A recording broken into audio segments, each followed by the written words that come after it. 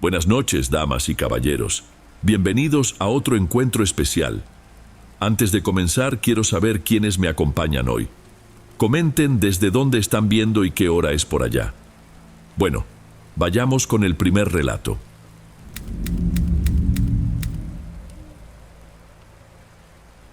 Incluso ahora, el aroma de una vela al apagarse me causa una reacción muy particular. No es precisamente miedo, no lo llamaría así. Es más bien una memoria corporal, algo que mi cuerpo registra mucho antes que mi mente. Buenas noches, Dom. Me llamo Carolina, y lo que voy a contarte sucedió en mi infancia, por allá de los años 80, al poco tiempo de que mi mamá contrajo segundas nupcias. Mi mamá, Selma, se había casado con Paulo, un hombre viudo y mayor que ella. Él era de esos tipos callados, que no necesitaba alzar la voz para incomodar a todo el mundo. Su puro silencio era suficiente. Con la boda, nos fuimos a vivir a su casa. Era una casona antigua, perdida en medio de la nada y rodeada por una vegetación densa, como si estuviera abandonada. De esas construcciones enormes, con techos altísimos, que parecían tragarse cualquier sonido. Por dentro, el ambiente siempre era helado y olía a humedad y a madera vieja, incluso en los días más secos. Mi madre y mis hermanas Natalia y Luana lo presintieron de inmediato. Algo no andaba bien en ese lugar. La casa era imponente, sí, pero poseía una belleza melancólica, como si se hubiera quedado suspendida en el tiempo. Ellas empezaron a pasar más tiempo juntas, a hablar en voz más baja. Pero yo no. Yo siempre he sido distinta. Para mí, aquel sitio era toda una invitación.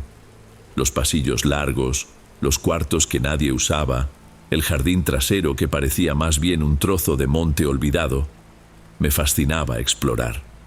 Mientras ellas se encogían con cualquier crujido del piso de duela, yo quería saber de dónde venía. El terreno descendía al fondo hasta terminar en una pequeña capilla en ruinas, con el techo casi completamente derrumbado. Era mi lugar favorito. Ellas decían que yo no medía el peligro, que no percibía lo que todas las demás. Quizá era cierto. En esa época yo no sentía miedo, sentía curiosidad. Y fue esa curiosidad la que, al final, lo destruyó todo. Los primeros meses estuvieron marcados por esos pequeños detalles, fáciles de ignorar si te esforzabas lo suficiente.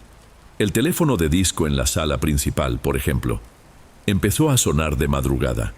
No era constante, quizá 1 o 2 veces por semana, pero la hora era casi idéntica, siempre entre las 3 y las 4 de la madrugada.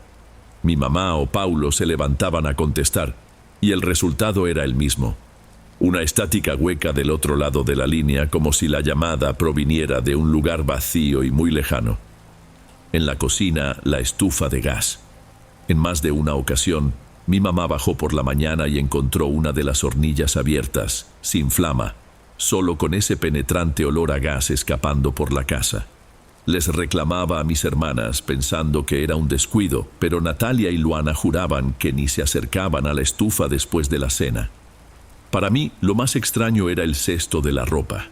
Estaba en el cuarto de lavado, una habitación húmeda en la planta baja que era casi un sótano. Era un cesto de mimbre, grande y pesado, y se movía de lugar. Lo veíamos en una esquina al irnos a dormir y al día siguiente aparecía a mitad del paso. Nadie escuchaba nada. Paulo jamás hacía comentarios. Se comportaba como si no lo notara. En cambio, mi madre y mis hermanas comenzaron a desarrollar una rutina de temor. Ya nadie bajaba por agua en la noche, nadie iba solo al baño del pasillo. Yo veía todo aquello como un gran misterio. Un día, mi mamá me encontró en el jardín trasero, cerca de la capilla, hablando sola. Se acercó despacio, con esa mirada de preocupación que yo ya le conocía. «¿Con quién hablas, mi niña?», preguntó, forzando una sonrisa. Yo señalé hacia un punto vacío entre los árboles. «Con la muchacha, la que tiene los dientes podridos». La sonrisa de mi mamá se borró. No hizo más preguntas. Simplemente me tomó de la mano, con una fuerza que no era habitual en ella, y me metió a la casa. Esa noche, por primera vez, le puso seguro a la puerta de mi cuarto por fuera. Creo que fue entonces cuando empezó a tenerle miedo no solo a la casa, sino también a mí. Después de ese día las cosas cambiaron. Los eventos menores como el teléfono o la estufa prácticamente cesaron. Fue como si la casa se hubiera cansado de susurrar y hubiera decidido gritar. Y el grito llegó en la forma de un ritual. No sabría decir quién de nosotras lo vio primero. Creo que fue algo que fuimos notando de a poco, en fragmentos. Una luz que temblaba, vista por el rabillo del ojo. Una silueta que pasaba deprisa al final del pasillo, pero pronto se volvió innegable. Todas las noches, exactamente a la medianoche, iniciaba. Desde la escalera que llevaba al cuarto de lavado, la misma del cesto de ropa, una luz solitaria ascendía. Era la llama de una vela, una única vela de cera blanca. La luz amarillenta proyectaba sombras largas y torcidas por las paredes de la sala, y quien sostenía la vela, bueno, nunca le llamábamos persona, era la cosa o la figura. No caminaba, se deslizaba. Sus pies no producían sonido en el piso de madera. Era un movimiento continuo, que no se sentía natural, como si flotara a un dedo del suelo. La figura cruzaba la sala, subía la escalera principal en completo silencio y desaparecía en el pasillo del segundo piso, nuestro pasillo. Y a las 4 de la madrugada, puntualmente, realizaba el camino de vuelta, descendiendo hacia la oscuridad del sótano. La regla más aterradora de esa casa nunca se dijo en voz alta, pero todos la comprendimos a la perfección. Entre la medianoche y las 4 de la madrugada, nadie salía de su cuarto. Nadie miraba directamente, nadie hablaba de ello a la mañana siguiente. Era el silencio de Paulo el que sostenía esa regla. Él se encerraba en su habitación todas las noches antes de la hora y actuaba al día siguiente como si nada fuera de lo común existiera. Su poder no residía en lo que decía, sino en lo que se negaba a reconocer. Mis hermanas y mi madre obedecían al pie de la letra. El pavor era suficiente para mantenerlas a raya. Yo, en cambio, sentía que la curiosidad me consumía por dentro. Algunas noches me arrodillaba en el suelo y espiaba por la rendija debajo de mi puerta. No alcanzaba a ver mucho, solo la luz de la vela pasando, pintando una franja amarilla en el piso del pasillo por unos segundos. No veía a la figura, pero sentía su paso.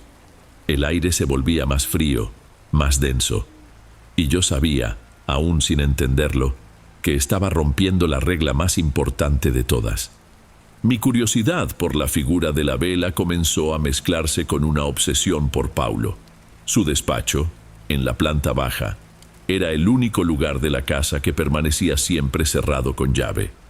Un día, me sorprendió parado frente a la puerta con la mano en la perilla, solo para probar. No hizo ruido al acercarse. Únicamente sentí su presencia detrás de mí. A los niños curiosos no siempre les gusta lo que encuentran, Carolina.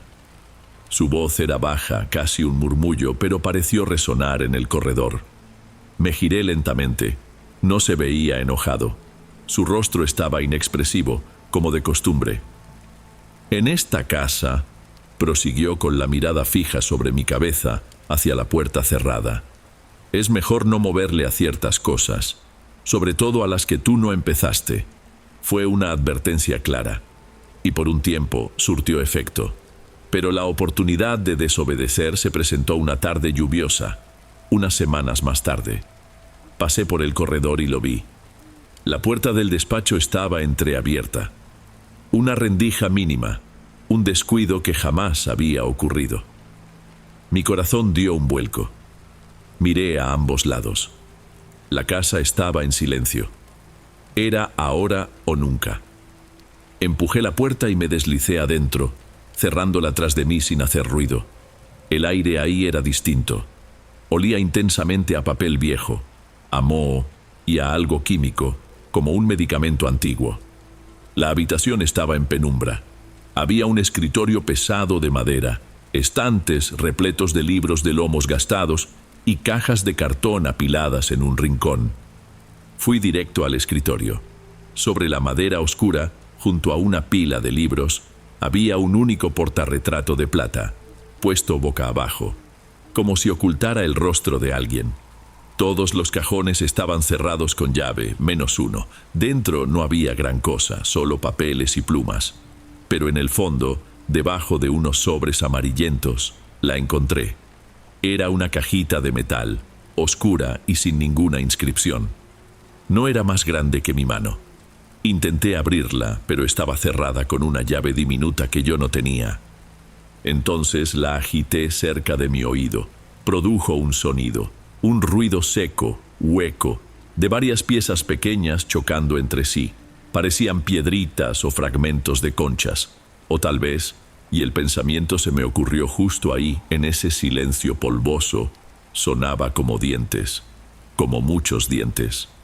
Volví a poner la caja exactamente donde la había encontrado y salí del despacho tan rápido como entré. Ese sonido ya no se me fue de la cabeza.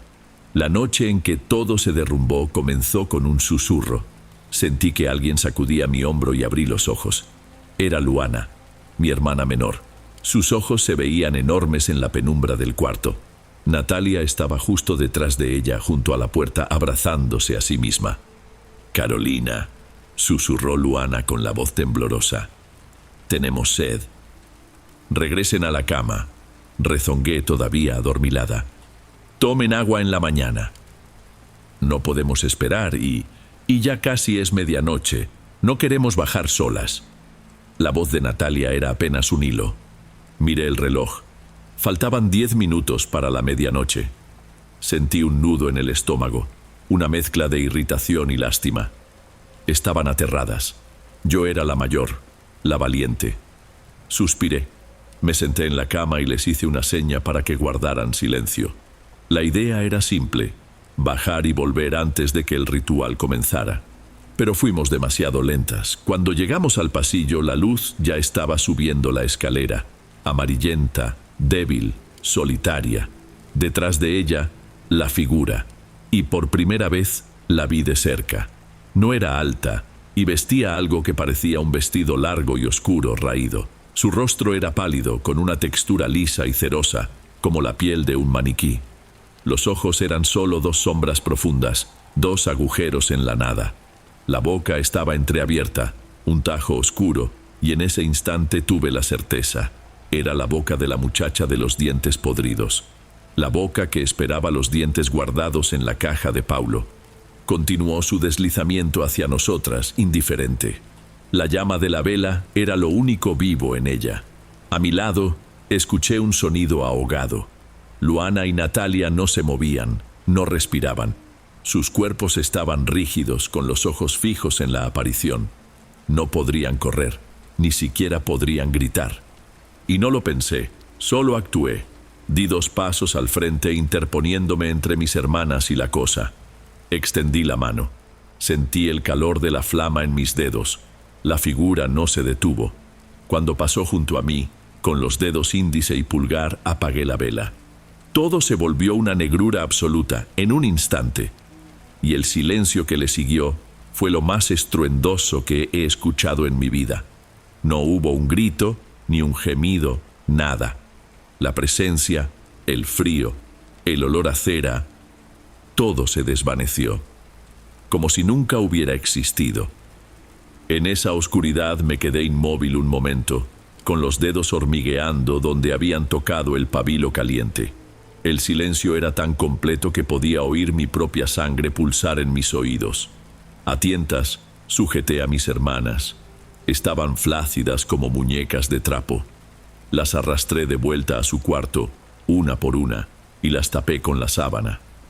Regresé a mi cama, exhausta, y por primera vez en esa casa, dormí un sueño sin sobresaltos, creyendo que había ganado, que las había salvado a todas. Me di cuenta de mi error a la mañana siguiente. Mi mamá fue a despertar a Natalia y encontró su cuerpo frío. Simplemente no despertó. No había marcas, no había señal de nada. El doctor que vino de un pueblo cercano habló de una fatalidad, de un problema cardíaco muy raro, pero sus ojos decían que no tenía la menor idea. El susto no deja rastros para un médico forense. Luana sí despertó, pero solo su cuerpo estaba ahí. Sus ojos permanecían abiertos, pero vacíos, fijos en un punto cualquiera de la pared. Dejó de hablar, dejó de responder a cualquier estímulo. Los médicos le dieron nombres complicados a su condición, un estado de shock profundo, pero nosotros sabíamos la verdad. La parte de Luana que reía, que sentía y que hablaba, se había extinguido junto con la vela, y nunca regresó. Después de eso, la casa enmudeció. De verdad, el teléfono no volvió a sonar de madrugada. La estufa nunca más tuvo fugas de gas. Y la figura de la vela nunca más fue vista. El ritual se había roto, pero la paz no llegó. Lo que quedó fue un silencio podrido, denso, como si el aire de la casa se hubiera espesado con nuestra tragedia. Era como si la casa entera estuviera de luto, conteniendo la respiración, a la espera de algo que afortunadamente nunca más sucedió. No duramos mucho tiempo ahí. Menos de 6 meses después, mi mamá juntó lo que quedaba de nosotras 3 y se fue. Nunca culpó a Paulo, y a mí nunca me culpó en voz alta. Pero yo sentía el peso en su mirada.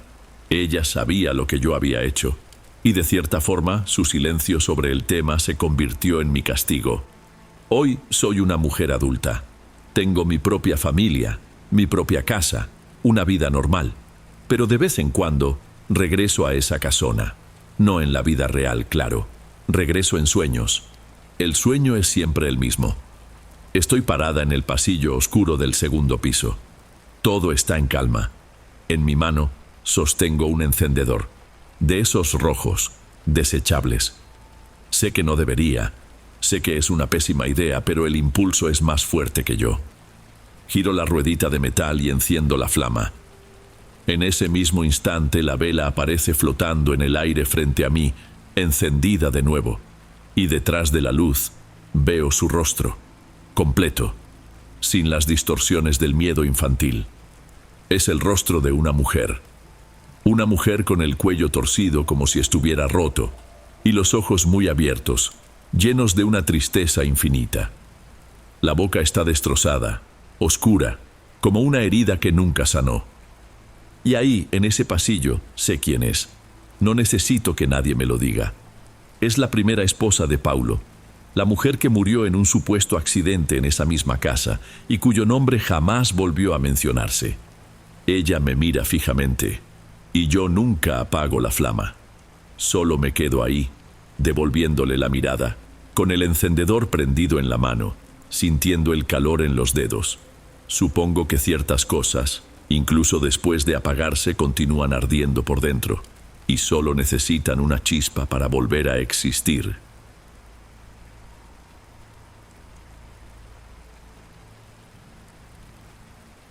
Antes de pasar al siguiente relato, asegúrate de estar suscrito al canal y de haber activado la campanita para recibir las próximas historias.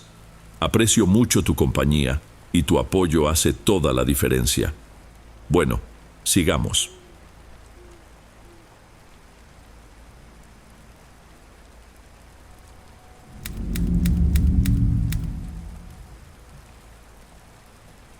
Mi nombre es Roberto. Lo que voy a contarles pasó hace mucho tiempo, allá por principios de los 90, cuando mi familia y tantas otras llegamos a vivir a una colonia nueva, de esas que brotan casi de la noche a la mañana en los límites de la mancha urbana. No había pavimento, solo calles de tierra que con la primera lluvia se convertían en un lodazal. La luz eléctrica era a base de ingenio, una maraña de cables que los hombres más aventados colgaban del poste más cercano. El agua llegaba en pipa una vez a la semana. Era un lugar de comienzos, un mar de ladrillo rojo y losas de concreto esperando la siguiente hilada para seguir creciendo. En ese panorama de construcción perpetua, de ruido de revolvedora y pláticas a gritos, había una única casa que desentonaba con todo lo demás. Una casa que ya estaba ahí, como si hubiera nacido de la tierra mucho antes que todos. Era un bloque de concreto bajo, con la pintura gris ya toda desconchada, ventanas angostas y un zaguán pesado de herrería negra. No se veía abandonada. Más bien, Parecía ocupada por un silencio muy antiguo. Al poco tiempo supimos que ahí vivía una señora. Doña Zoraide, así fue como la nombraron los primeros vecinos. Nadie tenía idea de dónde había salido. No convivía, no pedía ayuda para cargar las cosas del mandado, principalmente porque nadie la vio jamás salir a comprar nada. La única rutina que se le conocía era aparecer al final de la tarde, cuando el sol empezaba a caer. Arrastraba un banquito de madera y lo ponía en el pequeño patio de cemento frente a su casa, detrás del zaguán. Se sentaba ahí, con una palangana de aluminio vacía junto a sus pies, y simplemente se quedaba, inmóvil. No miraba a un punto fijo, no observaba el movimiento. Solo existía en ese lugar, quieta, hasta que la noche se instalaba. De repente, cuando volvías a mirar, ya no estaban ni ella ni la palangana. Los adultos, al principio, intentaban ser amables, un buenas tardes lanzado por encima del zaguán, pero ella nunca devolvía el saludo. Con el tiempo, la gente simplemente aprendió a dejarla en paz y a darle su espacio. Había una línea invisible rodeando aquel terreno que nadie, ni siquiera los niños, se atrevía a cruzar. En aquella época, mi único amigo de verdad era Luan. Su familia se había mudado un poco antes que la mía y nos las arreglábamos con lo que teníamos. Nuestros juegos eran los montones de arena de las obras, las zanjas abiertas que algún día serían el drenaje y el cielo despejado, perfecto para volar papalotes. La casa de doña Zoraide, por supuesto, era nuestro propio monstruo. El tema prohibido del que más nos gustaba hablar. Inventábamos teorías. Que comía animales, que escondía un tesoro, que era una prófuga de la justicia. Puras cosas de niños. Pero nunca pasábamos de las palabras. El miedo era demasiado real, algo que se sentía casi físicamente al acercarse a ese zaguán negro. Hasta que un día nuestra estupidez le ganó al miedo. Estábamos jugando con un balón de cuero de esos bien duros, pateándolo contra el muro de una casa de 2 pisos en obra negra. En una patada más fuerte de Luan, el balón se elevó, pegó en la esquina de la barda y en un arco lento y burlón, cayó del otro lado del zaguán de la casa de ella, justo en medio del patio de cemento. Nos quedamos los dos paralizados mirando. El balón estaba ahí, a unos 10 metros de nosotros, como un objeto de otro planeta. ¿Y ahora qué?, pregunté, sintiendo ya cómo se me secaba la boca. Ahora voy por él, dijo Luan, con una seguridad que yo sabía que era pura fachada. Miró hacia la casa. Estaba en silencio, como siempre, sin ninguna señal de vida. Mejor déjalo, mano. Ya conseguiremos otro. ¿Cuál otro? Tardamos un mes en juntar el dinero para este. Yo voy a entrar. Se acercó al zaguán. Una de las hojas solo estaba recargada. No tenía cerrojo ni candado. La empujó despacito, apenas lo suficiente para que su cuerpo flaco pudiera pasar. El rechinido del metal contra el suelo fue leve, pero a mí me sonó como un estruendo. Yo me quedé atrás, con el corazón desbocado, vigilando. Luan caminó de puntitas, recogió el balón y se dio la vuelta para regresar. Todo fue muy rápido, no duró ni 10 segundos. Pero en esos 10 segundos, mi mirada se desvió hacia la ventana del frente de la casa. Y fue entonces cuando la vi. No era su silueta sentada afuera. Estaba adentro, de pie, en la penumbra de la habitación. Su rostro era apenas una mancha pálida, aplastada contra el cristal de la ventana angosta. No se distinguían ojos, ni boca, nada. Solo la certeza de que esa forma estaba vuelta hacia nosotros, mirándonos fijamente, sin moverse. Luan regresó a mi lado, sintiéndose el muy valiente, sosteniendo el balón como si fuera un trofeo. «¿Ves? No hay nadie», dijo riéndose. Yo no pude devolverle la risa.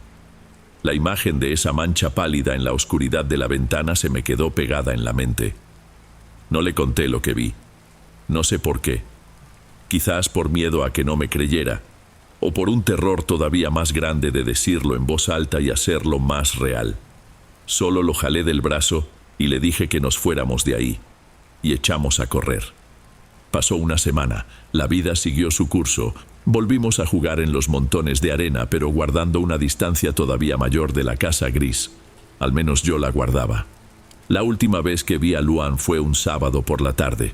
Su mamá le gritó que ya se metiera, que su abuelo había venido de visita.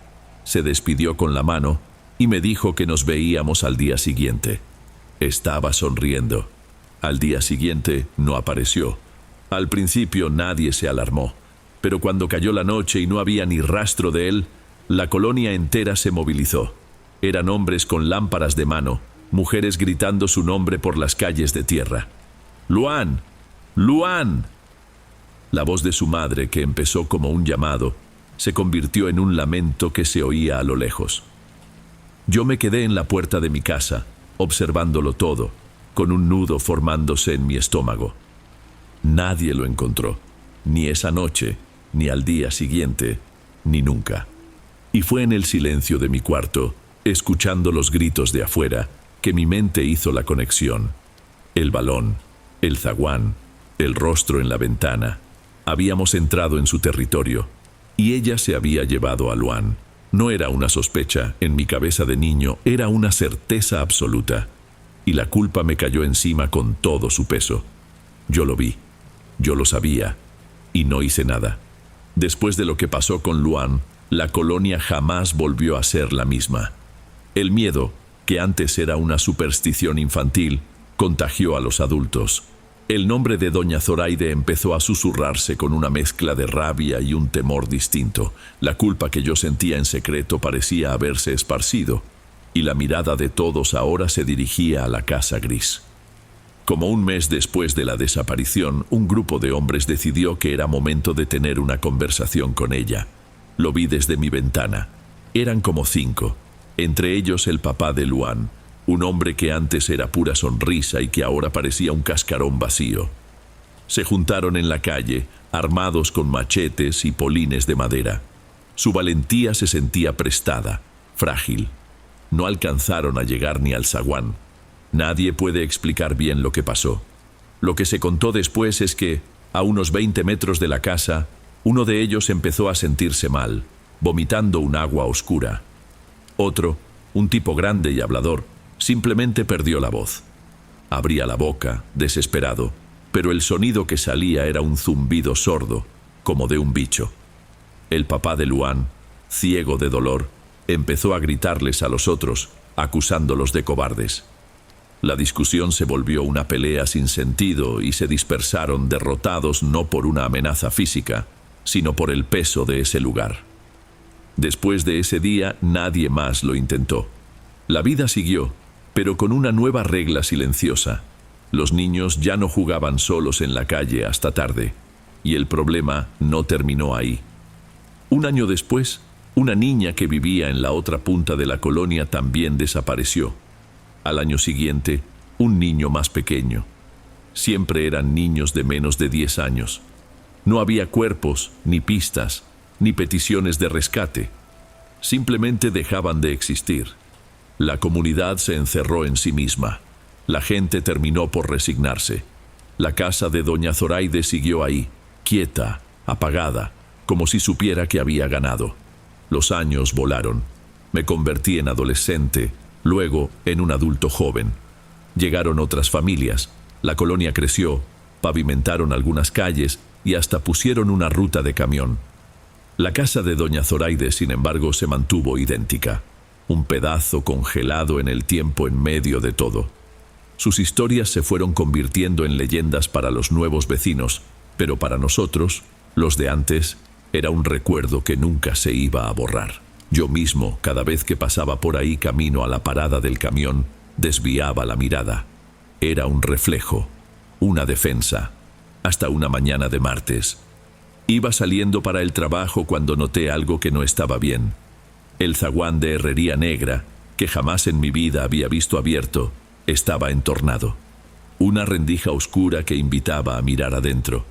Más impactante aún, la puerta de la casa, detrás del zaguán, estaba abierta de par en par, como si la misma fuerza que la mantuvo cerrada por tantos años se hubiera por fin roto desde adentro. Me detuve a media calle. Otros vecinos también empezaron a darse cuenta. La gente salía a sus puertas, señalaba, cuchicheaba. La noticia corrió como reguero de pólvora. En menos de media hora, un pequeño grupo ya estaba formado frente a la casa, manteniendo una distancia respetuosa, pero con los ojos clavados en la oscuridad de la puerta abierta. El miedo seguía ahí, se podía sentir en el aire, pero ahora se le había sumado algo más. Una curiosidad enfermiza, la necesidad de un punto final para una historia que nos había atormentado por tanto tiempo. Me acerqué, tenía que estar ahí. Se lo debía a Luan. Bladir, un vecino que vivía ahí desde el principio, fue el primero que se armó de valor. «Basta, voy a entrar», dijo con la voz firme. Otros dos lo siguieron, y yo fui detrás, con el corazón golpeándome las costillas, un sabor a fierro en la boca. Empujamos el zaguán que rechinó con fuerza protestando. El sonido hizo eco en la calle silenciosa. Cruzamos el pequeño patio de cemento y nos detuvimos en el umbral de la puerta. El aire que salía de adentro no olía a humedad ni a muerte, olía a seco, a polvo muy viejo y a hierbas guardadas por muchísimo tiempo. Entramos. La sala estaba vacía, ni sillón, ni televisión, ni muebles. Solo polvo cubriendo el piso y las paredes desnudas. Había una capa tan gruesa de polvo que nuestros pasos dejaban huellas nítidas. La luz que entraba por la puerta iluminaba las partículas suspendidas en el aire. Seguimos avanzando, por un pasillo estrecho que llevaba al fondo de la casa. Fue ahí donde la encontramos. Estaba sentada en un banquito de madera, de esos sin respaldo, en el centro de lo que parecía ser el cuarto. Pero no estaba muerta, no como nosotros lo entendemos. Su cuerpo estaba entero, pero completamente seco. La piel, de un tono de cuero viejo, estaba tensada sobre los huesos. Los ojos eran agujeros profundos y oscuros en el cráneo. La boca, una grieta reseca sobre dientes amarillentos. Su cabello largo y blanco todavía estaba sujeto en una trenza gruesa que le caía sobre el hombro. Parecía una momia, una estatua hecha de piel y hueso. No había rastro de descomposición, ni una sola mosca en el lugar. Daba la impresión de que simplemente se había secado ahí, sentada a lo largo de décadas. Bladir, temblando, extendió la mano y le tocó un brazo. El sonido fue hueco, como golpear madera. En las paredes a su alrededor había marcas de dedos, rasguños que formaban patrones extraños, repetitivos. Y sobre una mesita baja a su lado estaba la cosa que lo confirmó todo. Había unos papeles amarillentos cubiertos con dibujos de espirales hechos con una tinta morada descolorida. Sobre uno de los papeles se había esparcido una fina capa de tierra seca, y en ella, marcadas con una claridad terrible, había 10 pequeñas huellas, de pies descalzos, de pies de niño. Y junto a las huellas, medio enterrado en el polvo, estaba un carrito de plástico rojo pequeño con las llantas oxidadas. Era el carrito favorito de Luan, el que siempre traía en el bolsillo, el mismo que sostenía en la mano el día que su papá le regaló el balón nuevo. En ese instante me faltó el aire. El horror ya no era una leyenda de la colonia. Tenía un nombre, y ahora tenía un rostro. Nadie gritó, nadie corrió.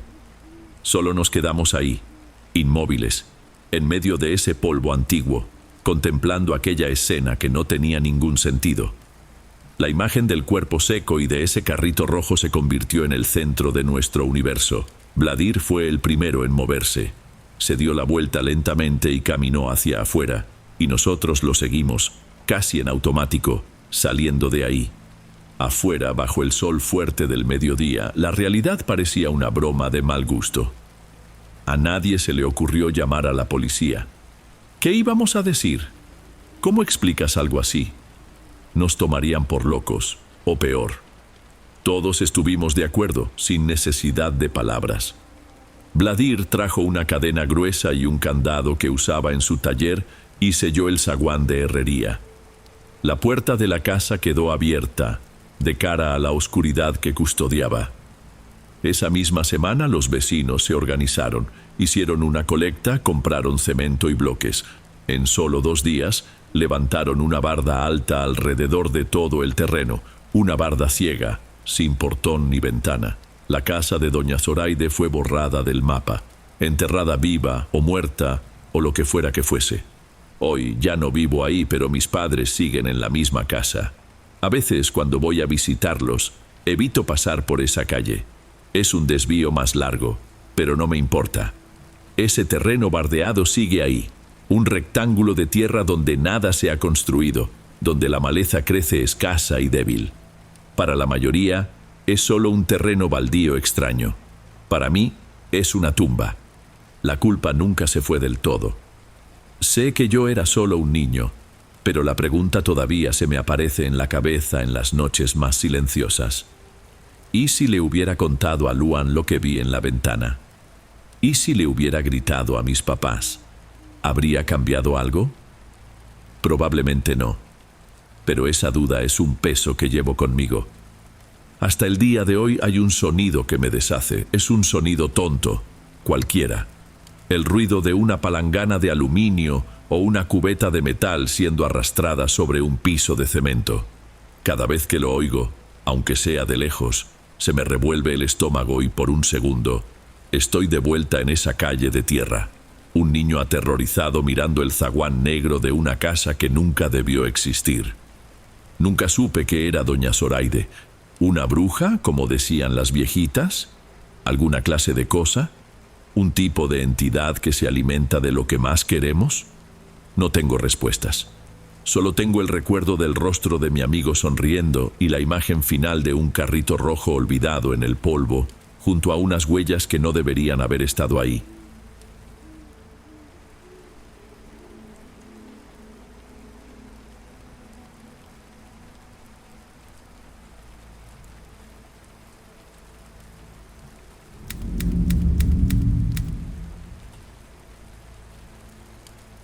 Uno siempre cree que las decisiones que toma tienen un punto final, ¿no? O al menos eso creía yo. Ahora entiendo que algunas jamás se acaban, solo se transforman, pero siguen ahí, bien vivas, creciendo por dentro en silencio. Me llamo Ítalo, y esto que voy a contarles pasó en el 2008. Tiene que ver con mi primo, Miguel. La verdad es que éramos más que primos. Crecimos juntos, prácticamente como hermanos, en aquella ranchería olvidada en las sierras de Oaxaca, un puñado de casas donde la vida caminaba a su propio ritmo, un ritmo lento y casi siempre complicado. Ese año la situación económica estaba más apretada de lo normal. El trabajo escaseaba y la lana todavía más. Las lluvias habían maltratado la casa de mi tía, la mamá de Miguel, y una grieta bastante fea había empezado a subir por la pared de su cuarto. Cada día que pasaba, el riesgo parecía mayor. Necesitaban dinero para el material de construcción, del bueno, no solo para poner un parche. Y esa preocupación nos pesaba a los dos. Teníamos la costumbre de meternos al monte, a veces para cazar algo pequeño y ayudar con la comida en casa, a veces nomás para despejarnos. Había una zona más profunda, más cerrada, que los mayores siempre nos advirtieron que evitáramos. Decían que era lugar de los antiguos, que lo que estaba quieto ahí, quieto se debía quedar. Una tarde nos alejamos más de lo habitual. Fue entonces que vimos una brecha que antes no estaba. Alguien había pasado por ahí con un machete, y no hacía mucho tiempo. Se notaba en las hojas cortadas en el suelo todavía verdes. La curiosidad nos ganó. Seguimos ese rastro por unos 20 minutos, hasta que la encontramos. Casi devorado por la vegetación, había un pequeño montículo de tierra y piedras, una estructura baja que no era natural. Tenía una abertura oscura, como si la tierra misma tuviera la boca entreabierta. Miguel se detuvo y habló en voz baja, más para sí mismo que para mí. Esta es una de esas tumbas de los antiguos, estoy seguro. Sentí una incomodidad inmediata, unas ganas enormes de dar media vuelta. Mejor vámonos, Miguel, deja eso en paz. Él me miró, y en su cara vi el mismo agotamiento que yo sentía. ¿Y si hay algo ahí adentro? Una pieza de barro, lo que sea, ¿te imaginas? La lana para el material de la pared. Nomás le echamos un ojo, Ítalo. Rápido. Nadie tiene por qué enterarse. No era pura codicia, era desesperación, y yo, aun sabiendo que era una pésima idea, me encontré asintiendo con la cabeza. La imagen de aquella pared agrietada era más fuerte que mi sentido común. Miguel entró primero, se escurrió por la abertura y por un instante, lo único que vi fueron las suelas gastadas de sus botas desapareciendo en la negrura. El aire que salió de ahí dentro era helado, con un olor penetrante a tierra húmeda y a algo guardado por demasiado tiempo. Un olor a silencio. Yo dudé. Todo mi cuerpo me gritaba que corriera de ahí y dejara a mi primo a su suerte, pero no pude. Respiré hondo y también me metí. El túnel era corto y estrecho, tuve que arrastrarme. Desemboqué en una cámara pequeña, un cuarto bajo, quizá del tamaño de un baño. El piso era de tierra compacta y las paredes de piedra irregular. La lámpara de mano que Miguel sostenía era nuestra única luz, y su haz blanco apenas lograba perforar toda esa oscuridad. No había oro ni nada que brillara. En el centro descansaba una urna de cerámica, grande, con grabados que parecían serpientes entrelazadas.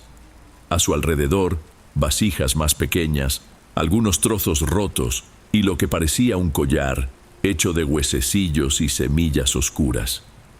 Miguel paseó la luz por todos los objetos, con los ojos fijos en ellos. «Llévate la urna, yo agarro estas cosas más chicas». Su voz sonó ahogada, un susurro que se perdía en la quietud del lugar. Yo no me moví, me sudaba la mano y lo único que deseaba era estar afuera. «Miguel, esta es la tumba de alguien, fíjate bien, es un entierro». No me hizo caso. Se agachó y extendió las manos hacia la urna más grande. Y fue en ese preciso instante, cuando sus dedos rozaron la cerámica antigua, que la luz de la lámpara flaqueó. El haz fuerte y blanco tembló, se volvió amarillento y débil, como si las pilas, que eran nuevas, se hubieran agotado en un segundo. Sentí que se me cerraba la garganta del miedo. «Anda, anda, agárralo ya», grité en voz baja con la voz rota. Bajo la luz tenue y amarillenta de la lámpara agonizante, Miguel soltó la urna grande y empezó a meter las vasijas pequeñas y el collar dentro de su camisa. Yo, en medio del pánico, y para no ser el único en salir con las manos vacías, agarré unas piedras lisas y oscuras que estaban a un lado, pesadas y frías en mi mano. La luz parpadeó una última vez y se extinguió. La oscuridad ahí dentro era total. Era como si nos hubieran arrojado a un pozo sin fondo. No dijimos una palabra más. Regresamos arrastrándonos, guiados apenas por la vaga claridad de la entrada. Salir de ahí fue como volver a nacer. Caímos afuera, jadeando, sucios de tierra y empapados en sudor. Pero no sentimos alivio. El aire del monte se sentía enrarecido y el silencio de afuera ahora era pesado, extraño. Solo queríamos volver a casa. Escondimos las cosas detrás de su casa, debajo de unas tejas viejas. Hicimos un pacto sin necesidad de palabras. El asunto moría ahí. Me fui a mi casa, pero no pude dormir. Sentía el peso de esas piedras que había tomado, aunque ya no las tuviera conmigo. Un escalofrío me recorrió al recordar ese agujero. Al día siguiente la culpa me llevó a su casa muy temprano. Su esposa, Tainá, me recibió con el rostro lleno de preocupación. Miguel estaba en la cama. Ardía en fiebre. Fue de repente Ítalo, se despertó en la madrugada temblando, diciendo que le dolía todo el cuerpo. Me acerqué a la cama. Tenía la cara cubierta de sudor, la respiración corta y agitada. Apenas pudo abrir los ojos. Parecía una de esas gripas que tumba a la gente fuerte, pero algo me decía que no era solo eso. Cuando le tomé la mano para sentir la calentura, vi algo raro. En la palma de su mano derecha, la misma que usó para tocar la urna, tenía una mancha. No era morada, como un golpe, sino de un color cenizo, como si la piel en esa zona estuviera perdiendo la vida, muriendo de a poco.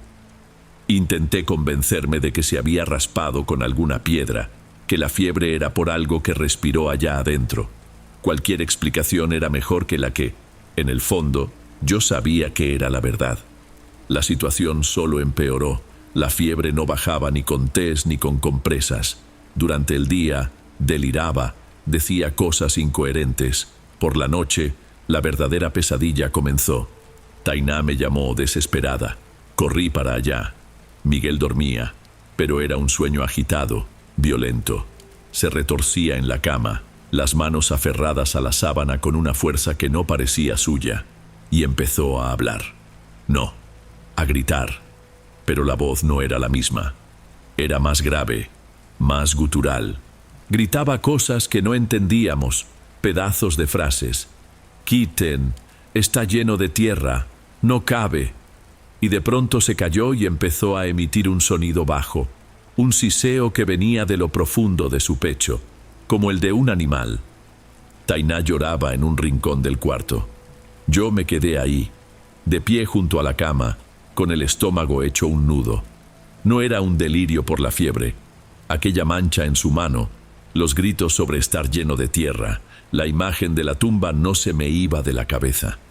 El olor, la oscuridad, la sensación de haber profanado algo que debía permanecer intacto.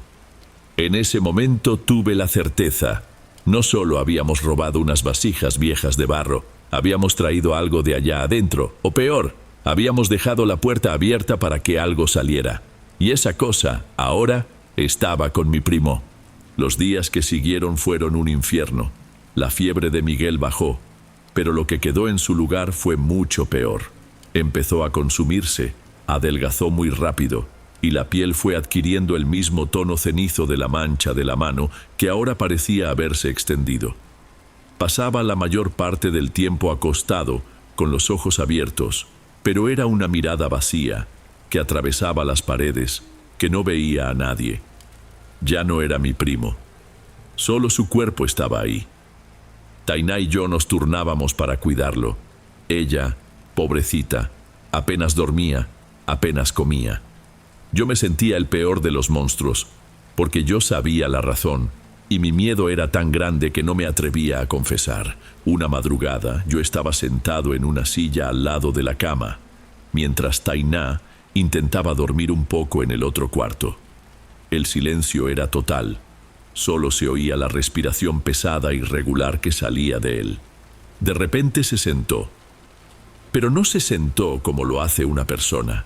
Su cuerpo se dobló por la cintura con una sacudida, un movimiento seco, antinatural, como si fuera un títere al que le tiran de los hilos. La cabeza se le fue de lado, los brazos le quedaron flojos. Yo me quedé mirando sin poder reaccionar, porque aquello era tan incorrecto, tan ajeno a la lógica del cuerpo humano, que mi cerebro tardó en procesarlo. Con la boca seca lo llamé por su nombre. ¿Miguel? Su cabeza giró en mi dirección, lentamente, con el cuello tronando. Los ojos vacíos se clavaron en mí, y entonces, aquella voz gutural, aquel siseo que había escuchado en sus delirios, intentó formar una palabra. Miguel. Fue un eco. La imitación grotesca de una voz, proveniente de algo que no entendía lo que decía. Solo repetía el sonido que había oído. Sentí un pavor intenso. Eso no era Miguel. Eso estaba aprendiendo a usar su boca. Pero lo peor todavía estaba por llegar. Unas noches después, Tainá apareció en mi puerta. No dijo nada. Solo me agarró del brazo con una fuerza que no le conocía, con el rostro empapado en lágrimas y los ojos desorbitados por el miedo. Corrí con ella hasta su casa. Lo primero que noté fue el silencio. Miguel no estaba en la cama. La puerta del cuarto estaba abierta, y de ahí salía la luz débil de un quinqué. Entré yo primero. Estaba en el suelo, de rodillas, en el rincón más oscuro del cuarto, de espaldas a la puerta. Con el dedo índice de la mano derecha, la mano manchada, dibujaba con calma en el polvo fino que cubría el piso de cemento. Se movía con una concentración metódica, casi religiosa. Me faltó el aire cuando vi los dibujos. Eran los mismos patrones de la urna, las mismas líneas que se retorcían y se entrelazaban, como serpientes. Estaba recreando el diseño ahí, en el piso de su propio cuarto. Como si sintiera mi presencia, se detuvo. La mano le quedó suspendida en el aire por un segundo. Entonces, muy lentamente, giró la cabeza y miró por encima del hombro, directamente hacia mí. No había rabia, ni dolor, ni confusión en su rostro. No había nada. Era un vacío absoluto, impersonal, antiguo. Era la mirada de algo que ve a un insecto en su camino. En ese instante, la última chispa de esperanza que me quedaba se apagó. Miguel, mi primo, mi hermano, ya no estaba ahí. Y yo no tenía ni la menor idea de qué había ocupado su lugar. No lo soporté.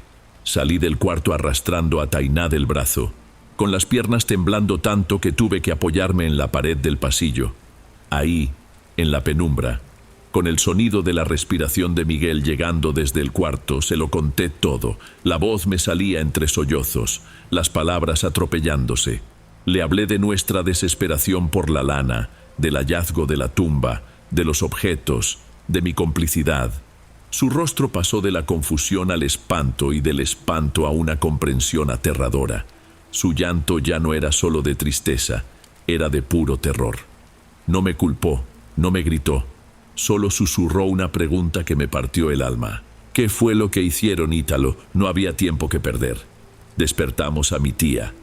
Contarle a ella, su madre, fue lo más difícil que he hecho en mi vida. Su primera reacción fue una bofetada sonora en mi cara, una bofetada de rabia y de dolor. Pero el fuego de la ira duró poco y fue reemplazado por el mismo miedo que nos paralizaba a todos. Se derrumbó en una silla, llorando en silencio, mirando hacia el cuarto de su hijo. Fue ella quien tomó la iniciativa. Tenemos que hablar con doña Eladia ahora mismo. Doña Eladia era la mujer más anciana de nuestra comunidad. Una señora menudita, arrugada por el sol y los años, pero con los ojos más lúcidos que yo jamás haya visto. Su casa olía a té de manzanilla y a madera vieja. Esperamos a que amaneciera y fuimos los tres como si fuéramos un grupo de fantasmas. Nos escuchó en silencio, sentada en su mecedora, sin mostrar ninguna sorpresa mientras yo contaba la historia por tercera vez. Cuando terminé, se quedó un largo rato callada, solo el suave crujido de la silla rompiendo el silencio. Finalmente me miró y su mirada era pesada, de una forma que no dejaba lugar a dudas. Muchacho, qué tontos fueron, no se metieron nomás a un hoyo en la tierra. Entraron a la casa de quien ya se fue, perturbaron el descanso de un espíritu.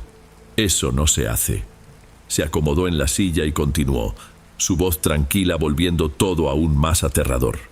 Ustedes le quitaron lo que era suyo y ahora el dueño de ese lugar tomó lo que era de ustedes. Se llevó el alma del muchacho como pago. El cuerpo se quedó, pero quien vive adentro ahora es otro. Mi tía sollozó. Pero tiene que haber un modo, doña Eladia. Por amor de Dios, tiene que haber un modo. La anciana suspiró. El único modo es intentar devolverlo. Volver allá, llevar todo, cada pedazo, cada piedra, poner todo de vuelta en el lugar exacto donde estaba. Y lo más importante, tienen que llevar a Miguel con ustedes. Él tiene que estar presente. Van a pedir perdón desde el fondo de su corazón. Van a rezar y a suplicar para que el guardián acepte sus cosas de regreso y libere al muchacho. Solo de pensar en volver a ese lugar se me revolvía el estómago. La idea de llevar a Miguel en ese estado era todavía más espantosa. Pero cuando vi los rostros de mi tía y de Tainá, supe que no había opción. Era lo único, por más horrible que fuera, que podíamos hacer. El camino de regreso fue terrible, nadie abrió la boca. Fuimos mi tío, el padre de Miguel, y yo. Tuvimos que cargarlo, porque no caminaba. Su cuerpo era un peso muerto, con los pies arrastrándose por la tierra y los ojos abiertos y vacíos, sin enfocar nada. No opuso resistencia, no reaccionó. Era como cargar un muñeco grande y pesado. Cuando llegamos frente a la tumba, el mismo aire denso y estancado nos recibió. Mi tío se quedó afuera, sosteniendo a su hijo, con el rostro endurecido por el dolor. A mí me tocó la tarea de entrar. Con el costal que contenía los objetos en la espalda, me arrastré de nuevo hacia la oscuridad. El olor a tierra antigua era aún más fuerte, y el silencio parecía gritar en mis oídos. Con las manos temblorosas, bajo la luz débil de mi propia lámpara, acomodé todo de vuelta. Coloqué las vasijas, el collar de huesos y las piedras oscuras exactamente donde los habíamos encontrado. Cada gesto era una súplica de perdón. Recé en voz baja, pedí disculpas, imploré que aquello me devolviera a mi primo. Salí de ahí sin mirar atrás y, junto con mi tío, emprendimos el camino de vuelta. No hubo un milagro, ningún cambio instantáneo, pero con el paso de las semanas, algo sucedió, o más bien, algo dejó de suceder. Miguel dejó de tener los episodios violentos. La voz gutural desapareció. Volvió a comer por sí solo. Poco a poco, reaprendió a ser una persona. Hoy, ya han pasado muchos años. Quien lo ve desde fuera, dice que Miguel está bien. Siguió casado con Tainá, tienen un hijo, un niño precioso. Él trabaja, cumple con sus deberes, lleva una vida tranquila. Pero yo sé la verdad. El Miguel que existe hoy es solo un cascarón. No sonríe con la mirada, no cuenta un chiste, ya no tiene esa chispa de vida que siempre lo caracterizó. Sus emociones se sienten aprendidas, como si las imitara. A veces lo observo de lejos jugando con su hijo en el patio. Le lanza la pelota, le da una caricia en la cabeza al niño. Son los gestos correctos, pero son mecánicos, vacíos. El otro día, en medio del juego, levantó la cabeza y su mirada se cruzó con la mía. Por un segundo, esperé ver cualquier cosa. Rabia, tristeza, una pizca de reconocimiento. Pero no había nada. Era la misma mirada vacía de aquel día en el cuarto. La mirada de un extraño. La entidad devolvió el cuerpo. Pero el alma de mi primo se quedó allá, en ese hoyo oscuro. Y esa es mi cruz. Vivir el resto de mis días junto al cuerpo del hermano que yo mismo ayudé a que se perdiera.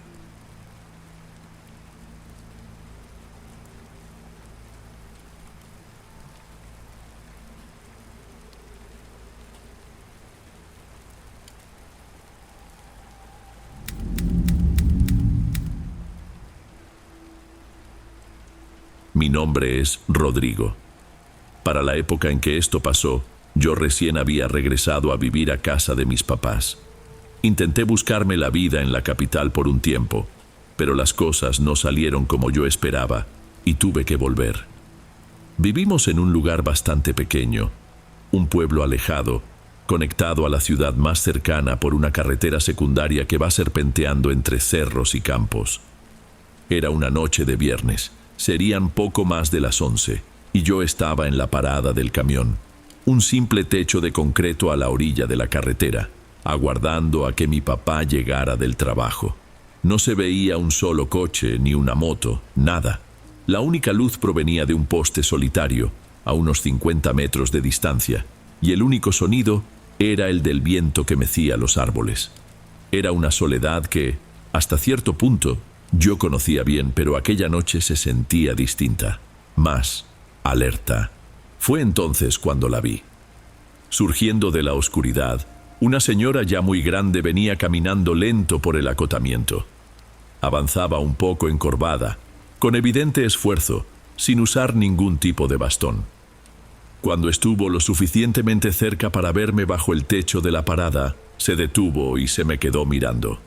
Sus ojos parecían hundidos en su rostro lleno de arrugas. Joven, su voz era baja y un poco rasposa, como si le costara salir. ¿Qué hace un muchacho tan solito a estas horas? Me acomodé en la banca, sintiéndome un poco apenado.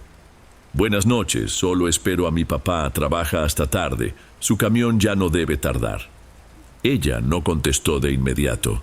Su mirada se clavó en un punto por encima de mi hombro, en la negrura que había detrás de mí.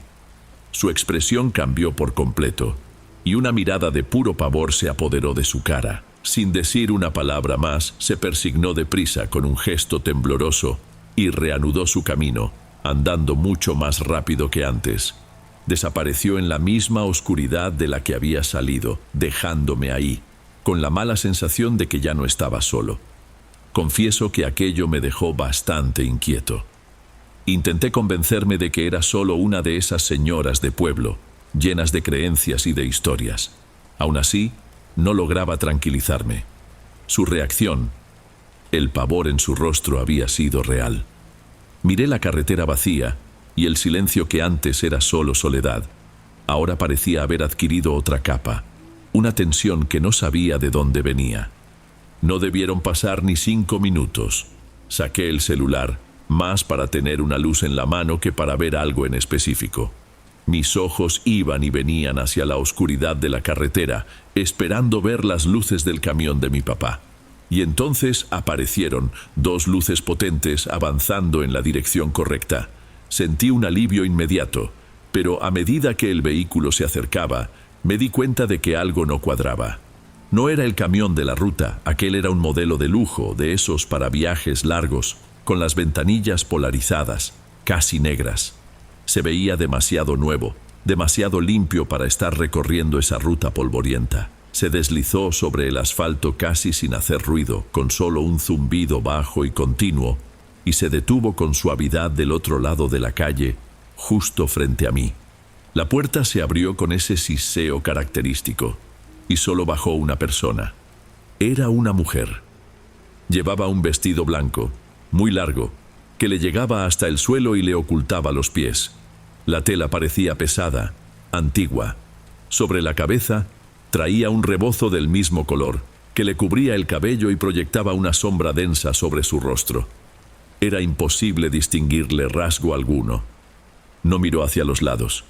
Simplemente bajó el último escalón y caminó con una lentitud deliberada hasta detenerse debajo de un pirul enorme que estaba al otro lado de la carretera.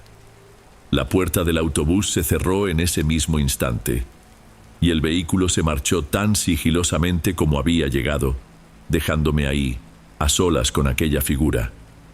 Estaba parada completamente inmóvil, una estatua blanca en medio de la oscuridad.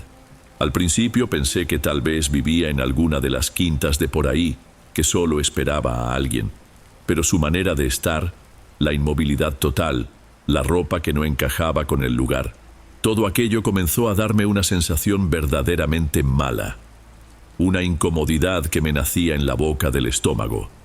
No podía verle la cara, pero yo sabía que me estaba mirando, lo sentía, y para confirmarlo, la tela del rebozo que le cubría la cabeza se movió apenas, un ajuste mínimo, pero que me dio la certeza absoluta de que, por debajo, ella había girado la cabeza en mi dirección. Desvié la mirada, fingí que buscaba algo en mi mochila. No quería que notara mi nerviosismo, pero era inútil. Su presencia al otro lado de la calle era demasiado fuerte como para ignorarla. Para mi suerte no tuve que soportar esa agonía por mucho tiempo. Apenas había pasado 1 minuto de ese silencioso cruce de miradas cuando, a lo lejos, surgió otro par de faros. Esta vez reconocí el ruido del motor. Era el camión de la ruta, viejo y ruidoso, trayendo el mundo de vuelta a la normalidad. Su luz amarillenta iluminó la carretera y por un segundo bañó la figura de blanco del otro lado. Cuando el camión se detuvo frente a mí, con un fuerte rechinido de frenos, el haz de luz se movió y la oscuridad volvió a cubrirla. Mi papá bajó junto con otros 2 o 3 trabajadores. Se veía cansado, con la camisa del uniforme medio arrugada. Me saludó con un gesto de cabeza. «¿Qué tal, hijo? ¿Esperaste mucho?» «Papá, no tienes idea», empecé a decir atropellando las palabras mientras el camión se alejaba. Se paró otro autobús aquí mismo hace nada, uno todo negro, muy raro. Se bajó una mujer de blanco, se quedó ahí, mira. Señalé hacia el árbol al otro lado de la calle. El lugar estaba vacío. La mujer había desaparecido. Mi papá miró hacia el árbol, luego a mí, con esa expresión de quien ya trabajó todo el día y no tiene paciencia para cuentos. ¿Una mujer?, preguntó mientras empezaba a caminar. Sí, se quedó parada ahí, viéndome fijamente. Fue muy extraño, papá, muy extraño. Me pasó el brazo por los hombros en un gesto que era mitad afectuoso y mitad para apurarme. Rodrigo, debe ser gente nueva que se mudó a la quinta de los Almeida. Ya sabes cómo es esto. No, no era su ropa, la forma en que se quedó inmóvil, y antes una señora me... Ya, hijo, me interrumpió, pero sin ser grosero. Era solo el cansancio hablando. Pasas mucho tiempo solo en esta oscuridad. Es normal que la cabeza de uno empiece a imaginarse cosas. Vámonos a la casa, que tu mamá ya debe estar con el pendiente. Vi que no tenía caso insistir. Para él, la historia terminaba ahí. Me sentí un poco tonto, la verdad. Quizá tenía razón, quizá solo eran el cansancio y la soledad, pero la imagen de aquella figura inmóvil no se me borraba de la mente. El camino a casa era una caminata de unos 10 minutos, por una calle larga, de asfalto parchado, con pocas casas y muchos terrenos baldíos. La iluminación era deficiente.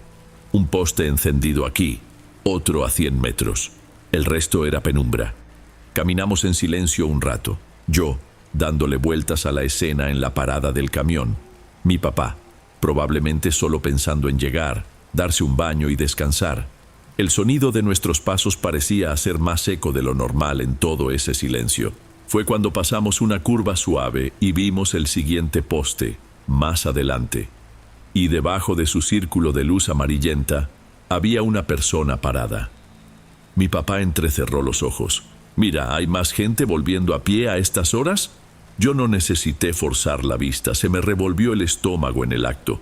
Era la misma silueta, alta, cubierta de blanco. No había forma de confundirla. «Papá». Mi voz salió casi como un susurro. «Es ella, la mujer de la que te hablé». Mi papá dejó de caminar. Su cara de cansancio desapareció y en su lugar apareció una concentración intensa. Se quedó ahí, parado a media calle, simplemente observando la figura lejana. Yo no me atreví a decir nada más. Como si supiera que la observábamos, la mujer nos dio la espalda y comenzó a caminar en nuestra misma dirección, alejándose lentamente de la luz del poste. Mi papá me hizo una seña con la cabeza para que siguiéramos, pero ahora nuestro ritmo era otro, más lento, más cauteloso. La mujer avanzaba delante de nosotros, en la oscuridad. Nosotros íbamos detrás. Lo único que la delataba era el blanco de su vestido que parecía casi brillar en la falta de luz. Y había algo muy incorrecto en todo aquello. Se movía con una lentitud absurda. Sus hombros no se balanceaban. Su postura era rígida. Era el andar de alguien que no tiene ninguna prisa. Nosotros, con nuestro paso normal, deberíamos haberla alcanzado en menos de un minuto. Pero no la alcanzábamos. La distancia se acortaba a una velocidad que no tenía ningún sentido, como si el espacio entre ella y nosotros se estuviera estirando. El aire a nuestro alrededor pareció cambiar. Se sentía más denso, con una frialdad que se metía en el pecho y que no tenía nada que ver con la temperatura de la noche. Miré de reojo a mi padre. Tenía la mandíbula apretada, los ojos fijos en la figura. El escepticismo se había esfumado. En su lugar, vi algo que nunca había visto en el rostro de mi papá. La duda convirtiéndose en miedo. Finalmente, después de una eternidad, nos acercamos. Estaríamos a unos 5 metros de ella, lo bastante cerca para ver la tela del vestido mecerse ligeramente con el viento. Lo bastante cerca para que lo inexplicable se volviera todavía más evidente. Fue entonces que mi papá extendió el brazo frente a mí, con fuerza, bloqueándome el paso. Su mano me sujetó el hombro con una firmeza que no le conocía. «Detente», dijo con la voz tensa, casi un siseo. «No camines más. Quédate quieto y mira». «¿Mirar qué, papá?», pregunté con la voz ya quebrada porque sabía que lo que fuera que él hubiera visto era malo. Su mano apretó mi hombro con más fuerza. «Los pies, Rodrigo», repitió, y su tono de voz era de puro terror. «Mírale bien los pies», obedecí. Forcé la vista para enfocar el borde del vestido blanco que se mecía suavemente a pocos metros de nosotros. La tela era tan larga que casi rozaba el suelo, y en la oscuridad era imposible distinguir cualquier detalle. No entendía qué quería que viera. Entonces, como si el mundo quisiera asegurarse de que lo entendiéramos, una ráfaga de viento un poco más fuerte sopló por la calle. Vino desde atrás, nos rebasó y levantó el dobladillo de su vestido. Fue solo por un segundo, pero fue suficiente. No había zapatos, no había tobillos. Ni siquiera estaba la sombra de un pie haciendo el movimiento de caminar. El borde del vestido se alzó y por debajo, en el espacio entre la tela y el asfalto, no había nada. Un vacío. Esa mujer no estaba caminando. Estaba deslizándose, flotando quizá a un palmo del suelo. Juro que si mi padre no me hubiera estado sosteniendo, me habría desplomado ahí mismo. Sentí que las piernas perdían toda su fuerza, como si los huesos se hubieran vuelto gelatina. Una oleada de mareo me subió por la nuca y el sonido a mi alrededor pareció desvanecerse, reemplazado por un zumbido agudo dentro de mi cabeza. El mundo entero se inclinó. Uno vive toda la vida creyendo en ciertas reglas. El suelo es firme, el fuego quema, la gente camina usando los pies. Cuando ves una de esas reglas romperse frente a ti, tu cerebro simplemente no sabe qué hacer. Miré el rostro de mi papá. Estaba pálido, con una capa de sudor brillándole en la frente, a pesar del frío de la noche. Tenía los labios entreabiertos y su respiración era corta y pesada. Mi ejemplo de calma y fortaleza se veía tan perdido y aterrado como yo. Ver su miedo me aterró todavía más. Nos quedamos ahí, los dos, congelados, sosteniéndonos el uno al otro, mientras aquella cosa continuaba alejándose con su movimiento suave e imposible. No volteó hacia atrás.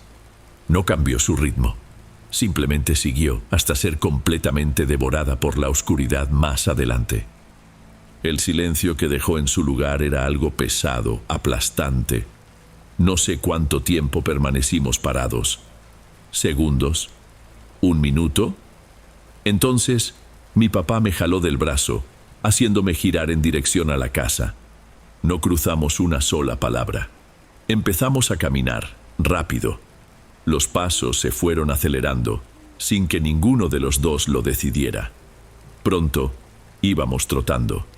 Y luego, de la nada, estábamos corriendo.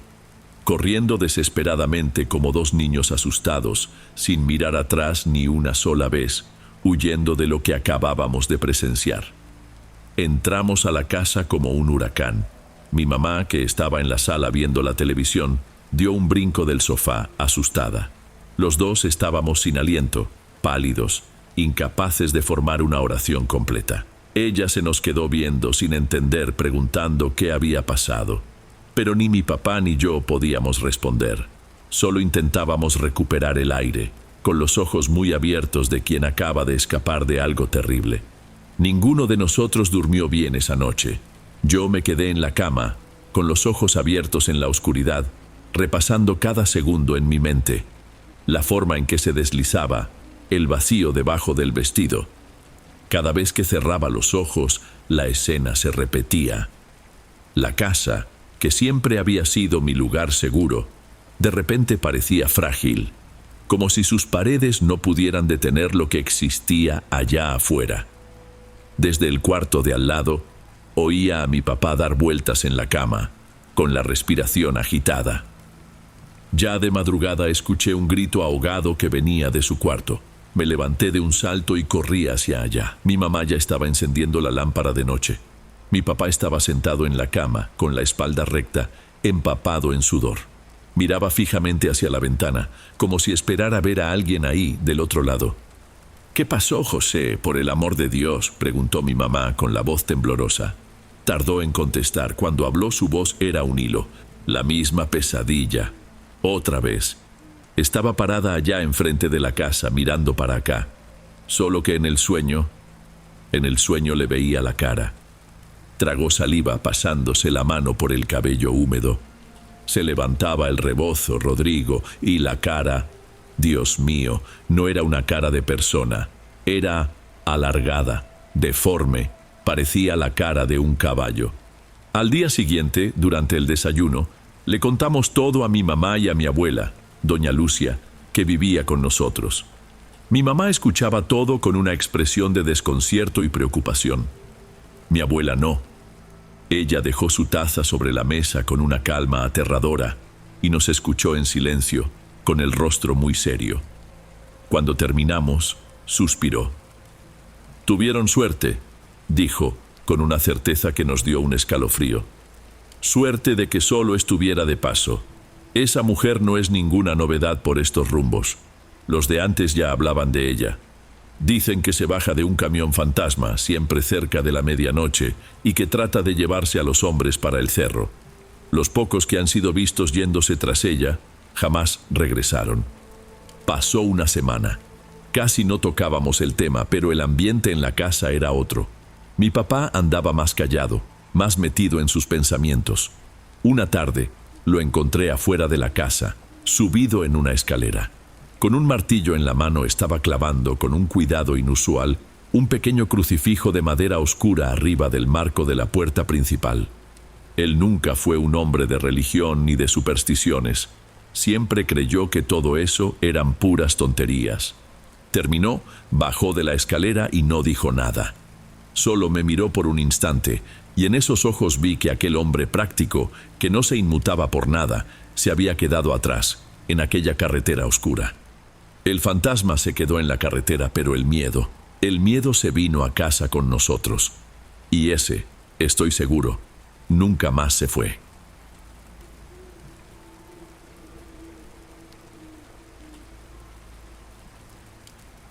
Bueno, amigos, estos fueron los relatos de hoy. Espero de corazón que les hayan gustado. Subo nuevos videos todos los días y me dará mucho gusto verlos en los próximos. Ahora en la pantalla les dejo otros 2 buenos videos que seguro les encantarán. Un abrazo de Dom y nos vemos por allá.